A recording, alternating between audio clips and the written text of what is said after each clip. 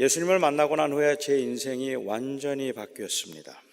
주님을 만나기 전에 저는 성격이 굉장히 난폭해서 하루가 멀다 하고 학교에서도 싸움을 하고 다녔습니다. 부모님 지갑에 손을 대기 시작한 것은 중학교 1학년 때부터였습니다. 고등학생이 되었을 때는 담이 제법 커져서 크게는 몇십만 원을 훔쳐서 주로 친구들과 노름을 하는데 사용했습니다. 고등학생 때 1학년 때는 중독 정도는 아니었지만 대마초에 손을 대어서 인생을 망칠 뻔하기도 했고, 고등학교 2학년 때는 친구들과 동네 여학생을 성폭행한 적도 있었습니다. 그렇게 막 살다가 고등학교 2학년 때 예수님을 만났습니다. 너무 악독하고 그리고 아주 못되게 살던 제가 주님을 만나고 난 후에 경험한 기쁨은 허망하게 세상에서 쾌락을 쫓을 때 경험했던 그 기쁨과는 비교할 수 없었습니다. 저는 완전히 새 사람이 되었고 그리고 목사가 되겠다고 헌신을 했습니다. 이 정도는 돼야 전과 후가 좀 드라마틱하게 달라졌다고, 역시 구원의 위대함, 신앙의 절대적 필요성, 이런 것들을 좀 확실하게 증거할 수 있을 텐데, 조금 전에 제가 드린 말씀들은 다 지어낸 이야기들입니다. 저의 삶에서는 그런 드라마가 없습니다.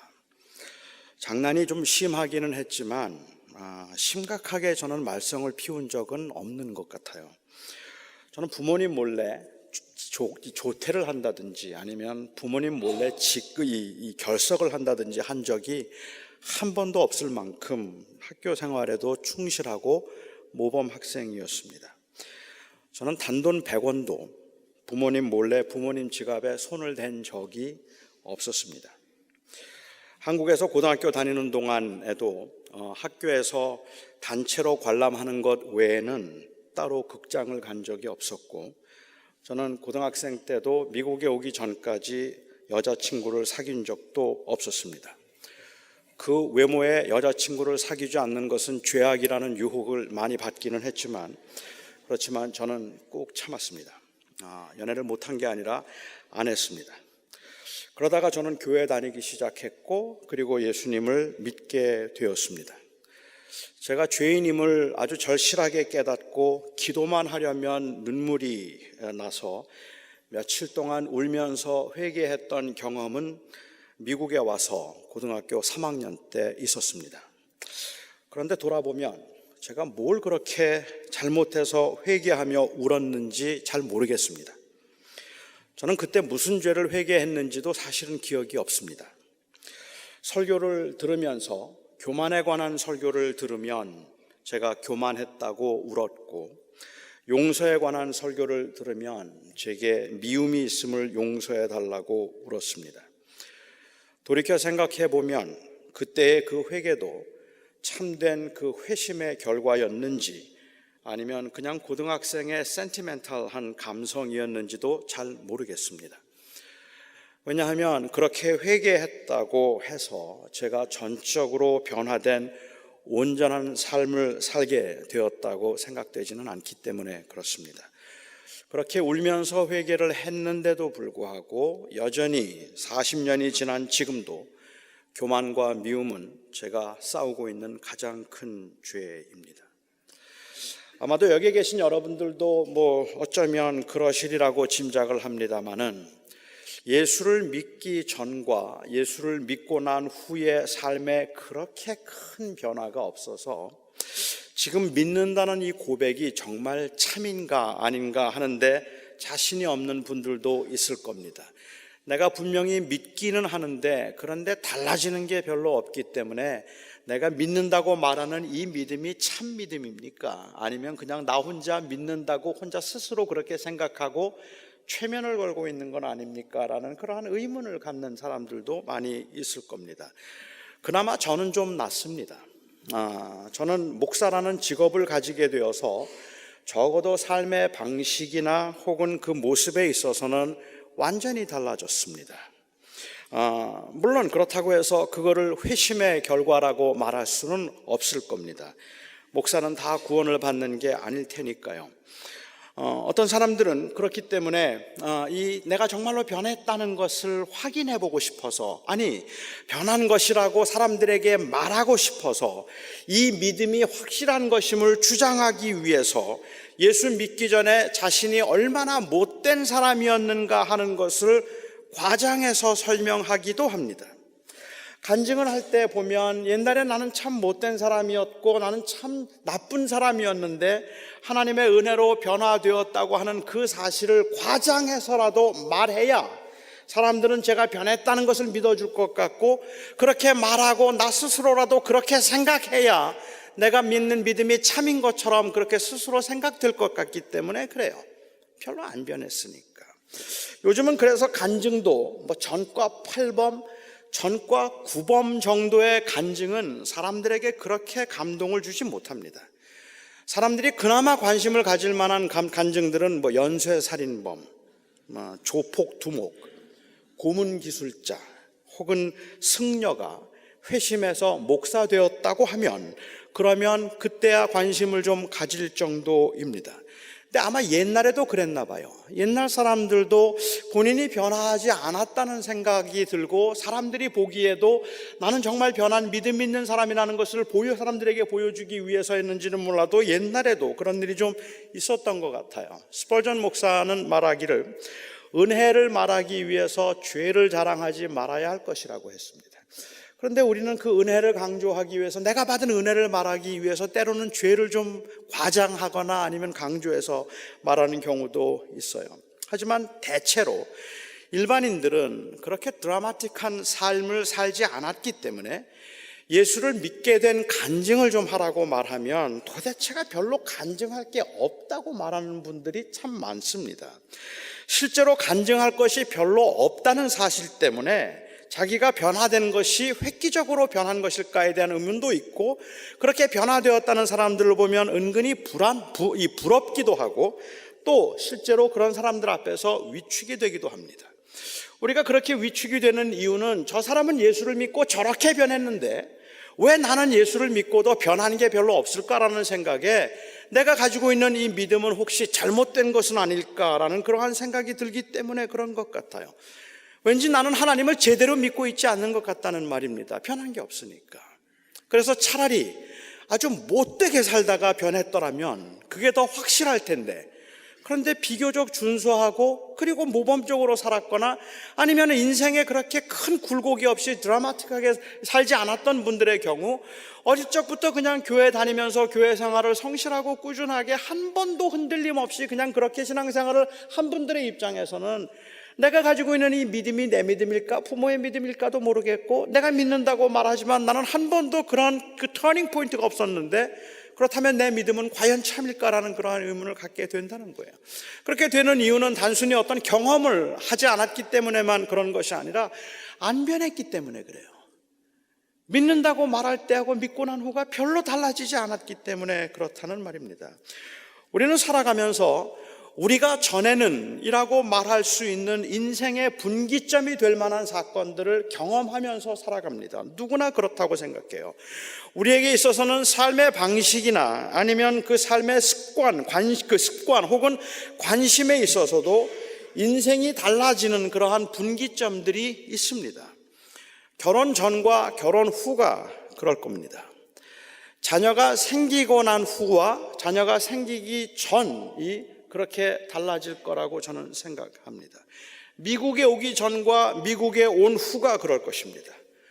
도박에 빠지기 전과 도박에 빠지고 난 후 완전히 달라진 사람이 있고, 사업이 잘 되던 때와 사업이 한순간에 망했던 때가 인생의 분기점이 된 사람들도 있습니다. 암이 생기기 전과 암이 생기고 난 후에 그 삶의 방식이나 아니면 삶의 태도가 완전히 달라졌다 말하는 분도 계시고, 사랑하던 아내나 사랑하던 남편이 떠나기 전과 떠난 후가 인생의 분기점이 된 분들도 있습니다. 돌아보면 이 인생의 분기점이라고 할 만한 그러한 사건들이 있어서 그때 좋은 방향으로든지 아니면 나쁜 방향으로든지 모든 게 다 달라졌습니다. 아무것도 달라지지 않은 것 같은데 그때 그 사건만 없었더라면, 그때 그 일만 일어나지 않았더라면 그래도 내 인생이 이렇게 변하지는 않았겠다 싶을 만큼이나 아주 드라스틱하게 변하는 그 터닝 포인트가 사람들에게는 있어요. 그런데 논리적으로 생각해 보자면 그 어떤 사건보다 확실한 분기점이 되어야 할 사건이 바로 이 예수를 믿는 사건입니다. 예수님을 믿기로 했다는 이 말은 이제는 더 이상은 이 세상에 있는 것들에 연연하면서 살지 않기로 했다는 의미이고, 이 세상의 성공과 출세에 최고의 목적을 두지 않으며 살겠다는 고백이고, 그리고 결단이기 때문에 그렇습니다. 그러니까는 우리가 어려운 이 세상을 살아가면서 성공을 하고 아니면은 돈을 많이 버는 것보다 더 획기적인 변화는 성공과 돈을 버는 것에 내 인생의 궁극적 목적을 두지 않겠습니다라고 말하는 그 순간이 아니냐는 말이에요. 우리가 고난을 당하고 힘들고 어려운 일을 만나는 것이 우리의 인생의 터닝 포인트가 되도록 만들 만한 그러한 결정적인 사건이기는 하지만, 어쩌면 그것보다 더 논리적으로 말입니다. 이건 현실적으로는 그렇지 않겠지만 논리적으로 그것보다 더 확실한 터닝 포인트가 있다면, 이 땅에서 고난을 당하든 아니면 이 땅에서 형통하게 살든 나는 이 세상에 살면서 이 세상에 소망을 두지 아니하고 영원한 하나님 나라에 소망을 두고 있는 나그네로 살겠다고 고백한 그 순간이 논리적으로는 최고의 터닝 포인트가 되어야 하지 않느냐는 거예요. 그런데 그렇게 되지를 않아요. 예수를 믿기로 했다는 말은 이제는 더 이상은 죽음을 종착점으로 보지 아니하고 새로운 시작으로 보겠다는 그러한 의미라서 아주 획기적인 것인데, 이런 엄청난 관점의 변화에도 불구하고 그 인생관이 완전히 변했다고 말할 수 있음에도 불구하고 그렇게 느낄 만한 현상적인 변화들을 우리의 삶 속에서 경험하지 못하고 있기 때문에 그냥 교회에 다니기 시작했다는 것 정도 말고는 변화된 게 별로 없어 보입니다. 그래서 오늘 본문을 시작하는 우리도 전에는 이라는 이 말이 그렇게 실감나지가 않아요. 우리도 전에는 이라는 이 말이 우리에게는 그렇게 이 마음에 와닿는 말이 아니라는 말이죠. 그래도 교회의 교인들이 유난히 못되고 악하게 살았던 사람들이었거나, 아니면 우리가 아직은 바울이 염두에 두고 있는 그 경지에 이르지 못해서 바울의 말에 공감하지 못하고 있는 것인지도 모릅니다. 3절을 한번 보죠.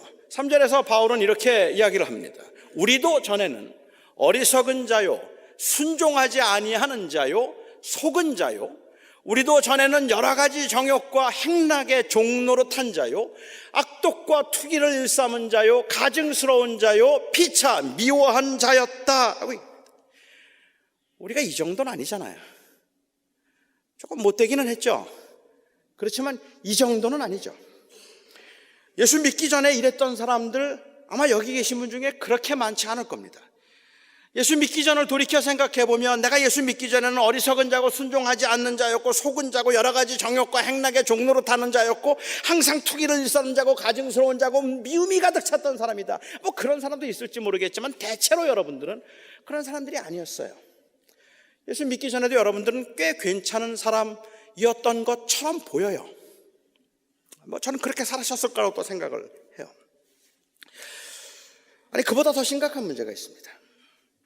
바울이 2절에서 말하고 있는, 이제 우리는 예수 믿는 사람이 되었으니 아무도 비방하지 말고, 그리고 다투지 말고, 관용하고, 범사에 온유함을 모든 사람들에게 나타낼 것을 기억하게 하라고 하신 이 말씀이 우리도 전에는 이라는 말과 대조를 이루고 있다면, 지금 우리의 모습은 예수를 믿었기 때문에 변화된 모습과도 거리가 멀다는 말이에요. 그러니까 우리의 모습은 예수 믿기 전에는 이라고 말하고 있는 그 그레데 교인들의 이야기하고도 거리가 먼 것 같고, 그러니까 예수를 믿었으니까 우리는 아무도 비방하지 말고 다투지 말고 항상 관용하며 모든 사람들에게 온유함을 드러내도록 하라고 하는 이 모습과도 거리가 멀다는 말입니다. 그렇기 때문에 우리가 전에는 이라는 이 말이 우리에게는 공감대가 만들어지지 않는다는 게 문제인 것 같아요. 믿기 전에 그렇게 못된 것 같지도 못되었던 것 같지는 않지만, 믿고 난 후에도 그렇게 나아지지 않았다는 것이 오늘 본문을 읽으면서 느끼는 괴리감입니다. 여기서 말하고 있는 우리는 바울과 그레데 사람들이지 우리는 아닌 것 같아요. 지금 우리들을 이야기하는 것은 아닌 것 같다는 말입니다. 그래서 마치 지금 바울이 우리는 이라고 이야기를 하고 있기는 하지만 그레데 사람들이나 아주 못됐던 그레데 사람들이나 아니면 변화되었던 바울처럼 뭐 이런 사람들이라면 몰라도 그러한 그 경험을 하고 있지 않던 우리들의 입장에서는 이 우린이라는 말 속에 우리가 들어간다는 것이 조금 어색할 정도라는 말이죠. 저는 이 말을 하고 있는 바울의 입장을 한번 생각해 보았습니다. 바울은 도대체 어떤 심정을 가지고 이 말을 하고 있는 걸까 하는 걸 한번 생각해 보았습니다. 그레데 교인들이 어떤 삶을 살았는지는 사실 잘 모릅니다. 그들이 윤리적으로 굉장히 문제가 많은 도시에서 문제가 많은 교회였다는 것은 사실이겠지만, 그래서 그들이 어느 정도나 악한 사람들인가 하는 것은 잘 모르겠지만, 바울은 디도를 포함해서 그 그레데 교인들에게 우리라고 했습니다. 그러니까는 우리라는 말은 바울을 포함시키고 있는 말이고 디도를 포함시키고 있는 말입니다. 우리도 전에는 이라고 바울은 이야기를 해서 그레데 교인들은 유난히 못됐다는 이야기를 하고 있는 것이 아니라 그 못된 사람들 가운데 우리도 포함되어 있다는 이야기를 하고 있는 거라는 말이죠. 바울이 예수를 믿기 전에 그런데 여러분 어떤 사람이었습니까? 바울이 지금 이렇게 말을 하고 있는 정도의 사람이었는가 하는 것을 우리가 한번 물어볼 필요가 있을 것 같아요. 물론 바울의 마음이 어땠는지 그리고 바울의 이 사생활이 어땠는지에 관해서는 우리가 정확히 알 길은 없습니다만은 적어도 세상적인 시각에서 볼 때에 그는 랍비로서 경건하게 살았던 사람입니다. 아주 독실한 그 유대인 가정에서 아주 독실한 이 하나님을 사랑하고 하나님을 경외하는 그 집안에, 그리고 비교적 저희가 짐작해 볼 때는 부유한 가정에서 태어나서 고난과 고생하지 않고 다소에 있으면서 헬라 철학을 공부하고 성실하게 공부했던 그냥 평범한 학생이었다고 말할 수 있을 것 같아요. 그렇게 평범하게 살았던 그가 13살 되었을 때 우리가 짐작해 보기에는 예루살렘에 유학을 와서 예루살렘의 유학생으로 그곳에 와서 랍비 교육을 받으면서 아주 철저하게 경건한 삶을 살았던 사람입니다. 그는 한 번도 탈선을 한다든지 아니면 곁길로 간다든지 혹은 그의 인생 가운데서 아주 험하게 인생을 살아 그 인생을 망칠 것처럼 그렇게 살았던 기록이, 아니 그렇게 살지 않았던 것 같아요. 심지어 그래서는 그 빌립보 교회에 보내는 편지 가운데 그가 고백하기를 나는 히브리인 중에 히브리인이고 율법으로는 나는 바리새인이었으며 또한 율법에 흠이 없었던 자였다고 자신을 소개하고 있습니다. 그러니까는 율법적으로 그는 성실하게 살았고 하나님의 말씀을 가지고 살았던 사람입니다. 평범한 사람입니다. 아니 솔직히 말하면 평범함보다는 오히려 훨씬 더 종교적으로나 아니면 도덕적으로 소신을 가질 만큼 착실하게 살았던 사람입니다. 그는 그렇게 못되게 산 사람이 아니잖아요. 그런데 그가 인생의 말년에 디모데에게 보내는 편지 가운데 자신을 말하기를 I am the chief of the sinners, 나는 모든 죄인들 중에 괴수다라고 그렇게 고백을 하고 있습니다. 30년 이상을 선교사로 온갖 가지 헌신과 봉사를 하면서 복음을 위해서 고난과 희생을 마다하지 않았던 바울이 도대체 무슨 큰 죄를 지었길래 로마 감옥에 있으면서 디모데에게 보내는 편지 가운데 나는 죄인의 괴수라고 말을 했을까요? 남들이 모르지만 하나님만 알고 계시는 그 비리가 그에게 있었기 때문에 그가 지금 양심 선언을 하고 있는 거라고 생각하십니까? 저는 그럴 리 없다고 생각을 합니다. 아무도 모르는 그 비리가 있어서 나는 사실은 너희들이 보기에는 내가 굉장히 의로워 보이고 너희들이 보기에는 내가 굉장히 거룩해 보이고 복음을 위해서 헌신한 사람인 것 같지만 사실은 얼마나 많은 비리가 있는지 몰라. 나는 선교 가는 곳마다 현지처를 두었거든. 그리고 너희들이 보내는 선교헌금 전부 다 횡령해서 내가 큰 집 몇 군데 사놨다. 뭐 이런 거 고백하면서 나는 죄인의 괴수다 이렇게 말한다면 이해가 돼요. 그런데 지금 그런 얘기를 하는 게 아니잖아요. 오히려 디모데에게 만약에 그런 양심선언을 하고 있는 거라면 디모데에게 뭐 이래라 저래라 말할 만한 자격이 없는 사람입니다. 그렇기 때문에 그가 무슨 큰 죄가 있어서 나는 죄인의 괴수라고 고백하고 있는 건 아니라고 생각을 해요. 아마 어떤 분들은 생각하기를 바울이 이렇게 말하는 것은 바울의 영적인 성숙과 그리고 영적인 민감함 때문이다라고 말하기도 합니다.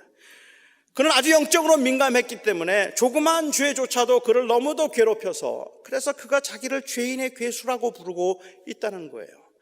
그냥 보통 사람들이면 지나칠 죄인데, 보통 사람들 같으면 그냥 마음에 두지도 않을 죄인데, 바울은 영적으로 살아있고 영적으로 너무 민감했기 때문에 그러한 조그만 죄에도 그냥 몸부림치는, 너무 그야말로 소스라치게 놀라는 그런 만큼이나 그 죄에 대해서 민감해 있다고 이야기를 하는 거죠. 여러분들 같으면 제가 설교하는데 깜빡 좋을 수도 있잖아요. 그런데 영적으로 민감했던 바울은 제가 설교 중에 잠깐 졸면 그 죄 때문에 견디지를 못하고 일주일 금식을 했다. 이만큼 살아있는 거. 오늘 조시고 한 일주일 금식하신다 생각하면 어떨지 모르겠습니다. 그런 영적인 민감함을 이야기하는 걸까요? 바울은 그냥 지나가다가 예쁜 여자를 보면서 예쁘구나 라고 생각했던 것만으로도 수치심을 느끼고 그래서 자기를 죄인의 괴수라고 불렀다고 생각을 하십니까? 저는 바울이 얼마나 도덕적으로 민감했는지 모르겠고 또 바울이 그렇게 도덕적으로 틀림없이 민감했을 것이라고 생각하지만, 그러나 그렇기 때문에 나는 그만큼 깨끗하고 거룩하게 살았다는 도덕적 경지를 말하기 위해서 지금 자기를 죄인의 괴수라고 말하고 있다고 생각되지는 않습니다. 다시 말하면 나는 너희들과는 달라서 나는 조그마한 죄라도 민감해서 벌벌 떠는 사람이기 때문에 나는 죄인의 괴수야 라고 말하고 있다면 이거는 교만인 겁니다. 예를 들어서 이렇게 얘기를 하면 어떨까요? 제가 여러분들에게 얘기를 합니다. 저는 정말로 게으른 사람입니다. 나는 너무너무 게으릅니다. 게을러서 아주 못 견디겠습니다. 하나님 앞에 너무 죄송하고 하나님 앞에 너무 창피하고 그리고 여러분들 앞에서도 내가 이렇게 설 자격이 없습니다. 왜냐하면 나는 너무도 게으른 사람이기 때문입니다. 교인들은 걱정을 해요. 저에게 물을 겁니다. 목사님, 얼마나 게으른데 왜 그렇게 자꾸, 저희가 보기에는 안 그런 것 같은데 자꾸 이렇게 게으르다 그러세요? 사실은 저는 잠을 너무 많이 잡니다. 잠을 너무 자서 자지 말고 지금 깨어서 일을 해야 될 텐데 저는 잠이 너무 많아서 너무 게을러요. 저를 위해서 기도 좀 해주세요. 목사님, 하루에 몇 시간이나 주무시는데요? 제가 하루에 4시간씩 자요. 글쎄,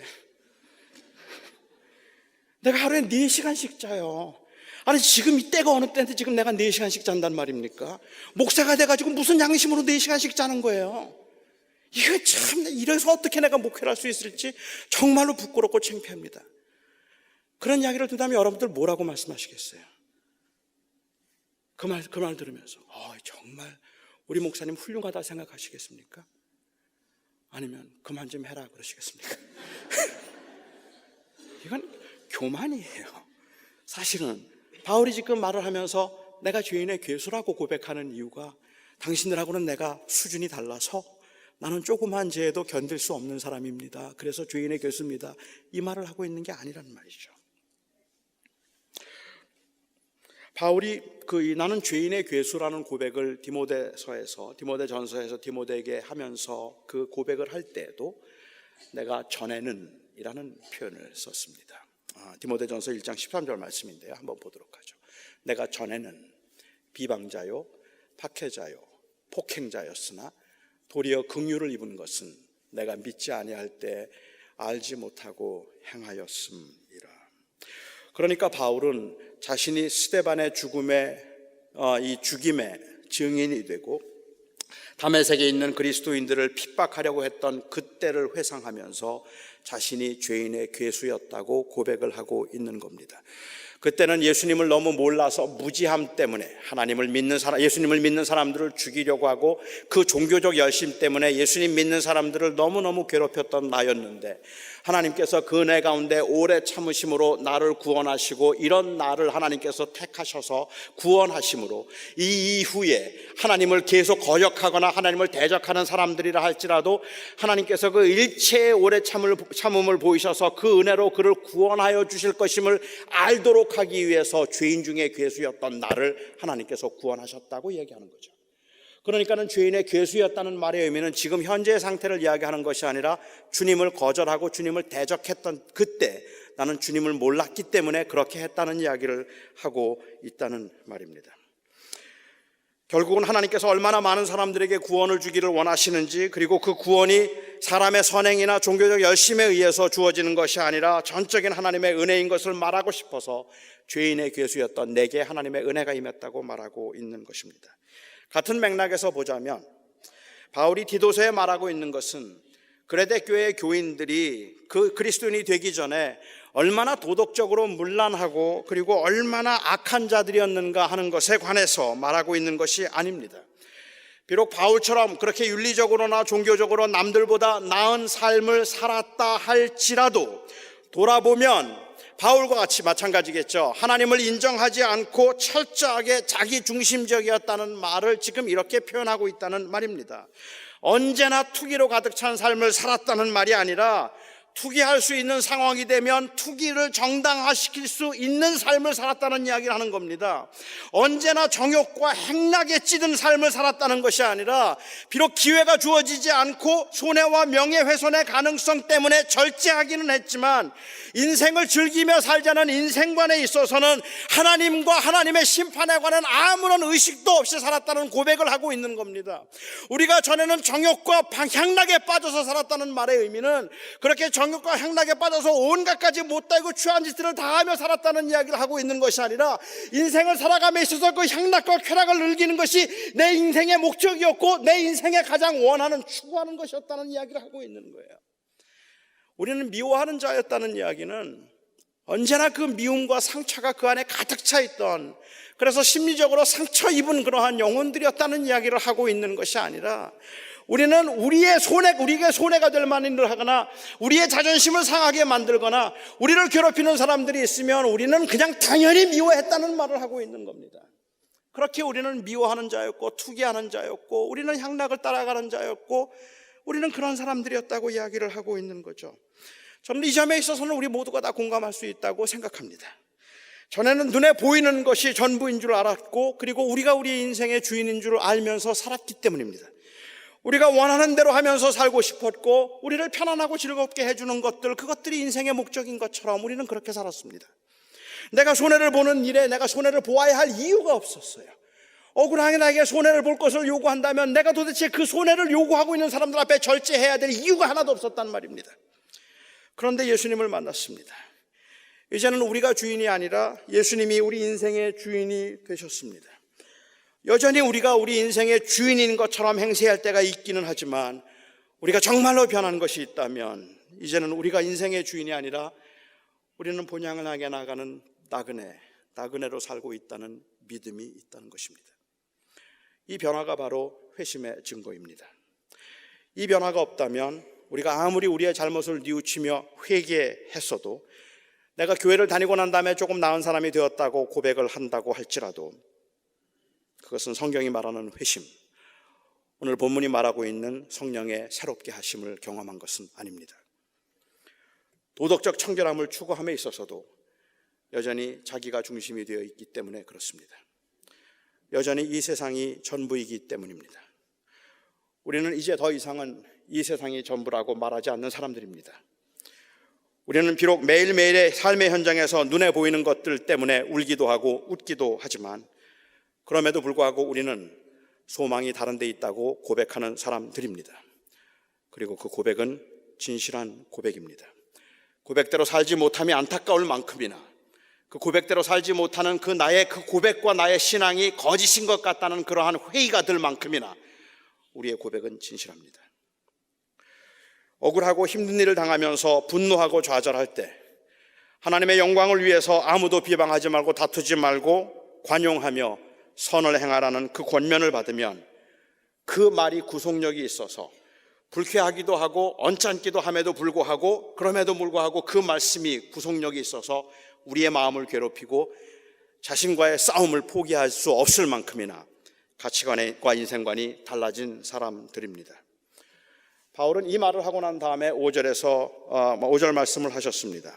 저는 바울이 경건하고 바르게 살라고 말씀하신 후에 5절에서 우리를 구원하시되 우리가 행한 바 의로운 행위로 말미암지 아니하고 오직 그의 긍휼하심을 따라 중생의 시승과 성령의 새롭게 하심으로 우리를 구원하셨다고 한 이 말이 저에게는 정말로 큰 위로가 됩니다. 선하게 살고자 애를 쓸 때에 자칫 그 선이 우리를 의롭게 여기게 만드는 경향이 있습니다. 또한 그렇기 때문에 선을 행하며 살려고 애를 쓰는 만큼 변화가 없을 때는 좌절하게 되어 있습니다. 그 선함이 나의 의지에 의해서 이루어지는 일이라고 생각하거나 선을 공적으로 생각한다면 한편으로는 교만해져서 다른 사람들을 정죄하기 쉬울 것이고, 또 다른 한편으로는 그럼에도 불구하고 변하지 않는 우리의 모습 때문에 더 이상 선을 행할 의지나 선을 행할 의사를 잃어버리게 될 것입니다. 우리가 변화를 받았다는 말은 이제 우리의 행동에 자신이 있다는 말이 아닙니다. 우리가 전에는 세상 향락을 따라 살았지만 이제는 그런 향락들이 더 이상은 유혹이 되지 않기 때문에 우리가 변했다고 말하고 있는 것 아닙니다. 우리가 전에는 향락을 따랐지만 그럼에도 불구하고 하나님의 자비와 하나님의 사랑이 나타났을 때 우리를 용서하시고 받아주신 은혜 때문에 우리는 변했다고 말하는 겁니다. 바울이 감히 우리가 전에는 이라고 말할 수 있었던 것은 이제 자기의 행위와 그레데 교인들의 행위가 다른 사람들의 행위보다는 훨씬 더 월등하게 나은 것이었기 때문에 우리는 저들하고 달라서 우리가 전에는 이라고 말하고 있는 것이 아니라 하나님의 자비하심으로 그 용서하심을 받았기 때문에 그렇게 말할 수 있는 것입니다. 이 말씀이 저에게 감동이 되고 이 말씀이 저희가 위로가 되는 것은 제가 주님을 믿고 신앙생활을 하고 목회도 하고 있지만 제 말과 행동은 우리가 전에는 이라고 말할 만한 그러한 획기적인 차이가 없어 보이기 때문에 그렇습니다. 아무도 비방하지 말고 다투지 말고 항상 온유하며 그리고 모든 사람들에게 선을 행하라, 이렇게 살고 싶은데 안 됩니다. 그렇게 살고 싶은 의지도 있고 동기도 확실한데 그런데 안 됩니다. 제가 예수를 믿고 40년을 노력한 셈입니다. 목회를 하면서도 이미 벌써 25년 이상을 노력한 셈인데 제가 근 40년 노력한 셈인데 그런데도 내가 전에는 이라고 말할 만한 그러한 경지에 아직도 도달하지 못했습니다. 그런데도 저는 포기할 수 없고 그런데도 저는 낙심해서 주저앉아 있을 수는 없습니다. 그 이유는 나의 나된 것은 내 행위가 아니라 은혜 때문임을 알기 때문입니다. 나의 선행 때문이 아니라 바로 그의 은혜로 영생의 소망을 따라 상속자가 되게 하셨음을 알기 때문에 저는 그냥 난 할 수 없으니까 대충 적당히 살자는 말을 못하겠습니다. 6절과 7절을 다시 한번 읽어보겠습니다. 우리 구주 예수 그리스도로 말미암아 우리에게 그 성령을 풍성히 부어주사 우리로 그의 은혜를 힘입어 의롭다 하심을 얻어 영생의 소망을 따라 상속자가 되게 하려 하심이라.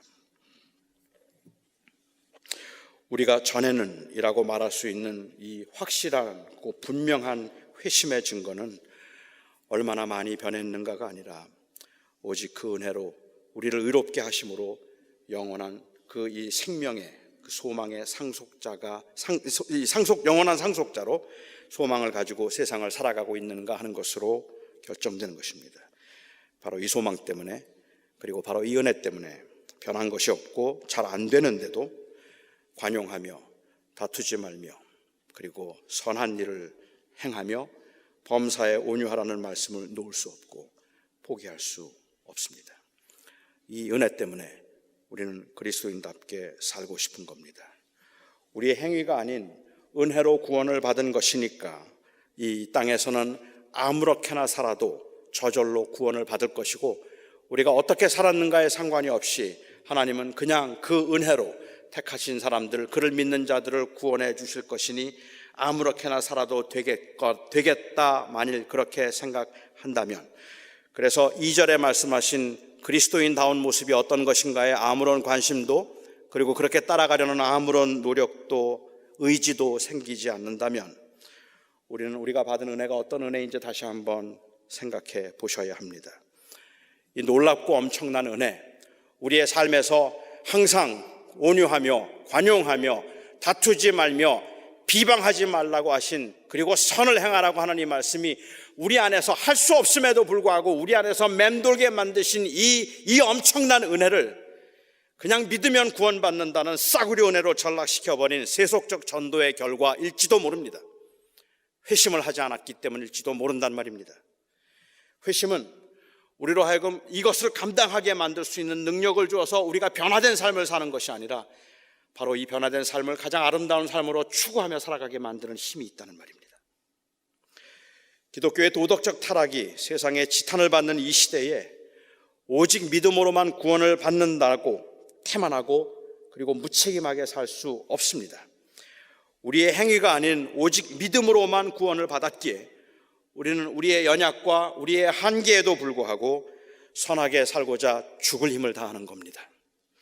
그리스도인의 이 선행의 신학적 그리고 신앙적 근거는 그 은혜로 인하여, 은혜에 의하여 믿음으로 말미암아 구원을 받았다는 이 명백한 사실입니다.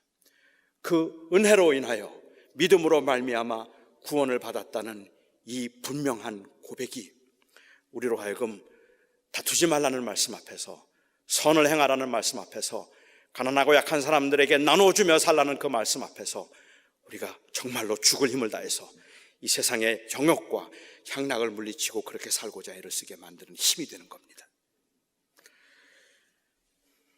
선을 행해야 하나님의 백성이 될 수 있기에 하나님의 백성이 될 수 있을 만큼 착한 사람이 된 것, 그것이 우리의 변화가 아니라 선을 행할 수밖에 없을 만큼 하나님의 백성이 되게 하신 그 하나님의 은혜가 소중해지고 귀하게 된 것, 그것이 우리의 변화입니다.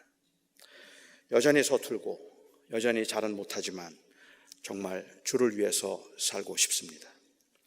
그래서 관용하며 범사에 온유하며 아무도 비방하지 말라는 말씀이 어떤 잘 믿는 사람들을 향해서 하신 말씀으로 들리는 것이 아니라 우리 모두에게는 우리를 향한 말씀으로 들리는 겁니다.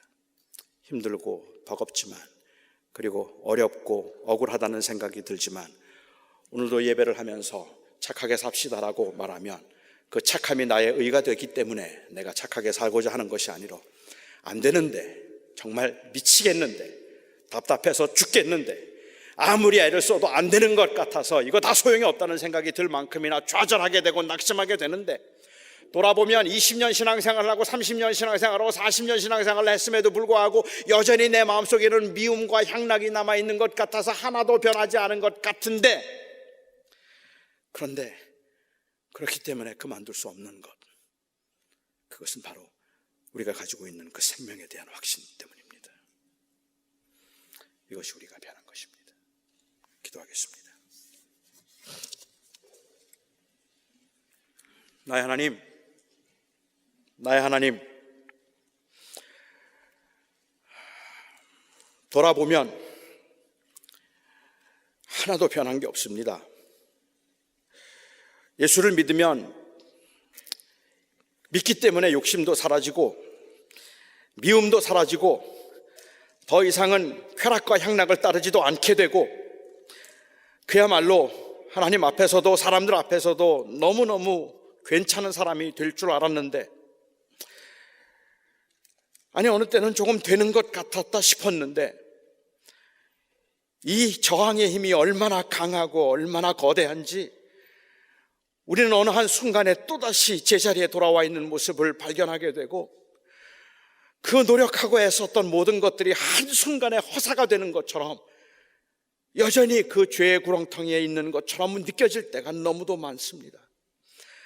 이러한 변화되지 않은 우리의 모습 때문에 저의 믿음은 다 거짓이라는 생각과 그 은혜도 하나님의 약속도 사실은 아니겠다는 의심이 들 만큼이나 우리는 너무도 부족하고 너무도 미련하고 너무도 달라지지 않습니다.